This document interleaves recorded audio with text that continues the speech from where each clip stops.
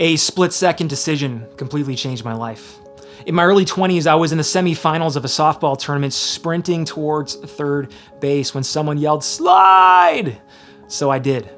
My left foot hit the bag, my ankle shattered with the sound of a snapped tree branch. Worst pain I've ever had in my life. And I look down and my foot is literally facing backwards. Now, people on the sidelines, they tried not to throw up, and others called 911. And one steel plate, 8 screws, and 2 surgeries later, my leg will never be the same. It just won't. I'm never gonna regain full mobility of it again. And as a result, sometimes I walk with a bit of a limp. Now, one of the hardest things to overcome was the hit to my own pride. It was hard. I'll never compete, I'll never run, I'll never jump like I used to be able to.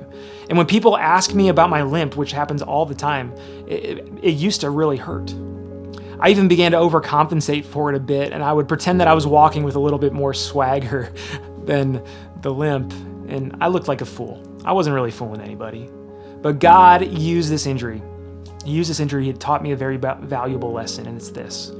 People relate to me more when I'm honest about my weakness than when I'm hiding behind my strength.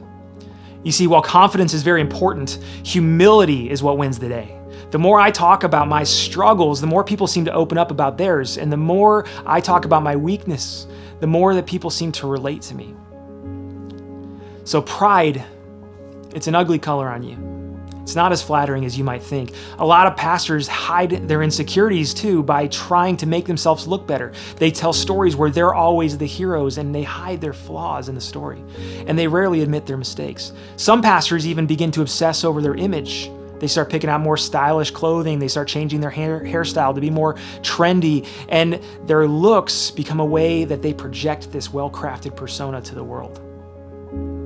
Now, there's nothing wrong with wanting to look nice. But when it becomes an obsession, it becomes a problem. But here's what we all know is true. People are more endeared to a pastor who is honest about his limp than one who hides behind their swagger. There's something about a prideful preaching that just turns people off. You've probably heard them and you feel this way too. What people want and what people really need are preachers who are real and honest about how hard it is to follow Christ in a broken world. Authenticity is what we're craving. We want the real you, not some fake. You see, nobody in the Bible had it all together except for Jesus. And even Jesus showed authentic vulnerability. Just look at Luke 22:41-44. And look at Paul's example. He wrote in 2 Corinthians 11:30, "If I must boast, I'll boast of the things that show my," what? Weakness. Then he lists all the hardships and struggles that he's faced. Maybe you've read that part before. Paul could have become proud with all of his accomplishments and the influence that he had in the church, but instead, what happens? God allows him to have a thorn in his flesh. And when Paul asks God to take that thorn away, the Lord replies to him, "My grace is sufficient for you, for my power is made perfect in" what? Weakness. It's 2 Corinthians 12:8. See, Christ's power is made perfect in your weakness. You got to hang on to that. So why are we all acting like we've got it all together? You aren't the hero. Jesus is. He's the Savior, and we are the ones who need the saving, right?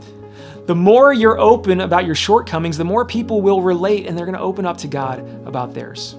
The more that you pretend like you have it all together, though, the more you advance that lie that people have to have it all together to follow Christ, or that they have to have it all together to go to church.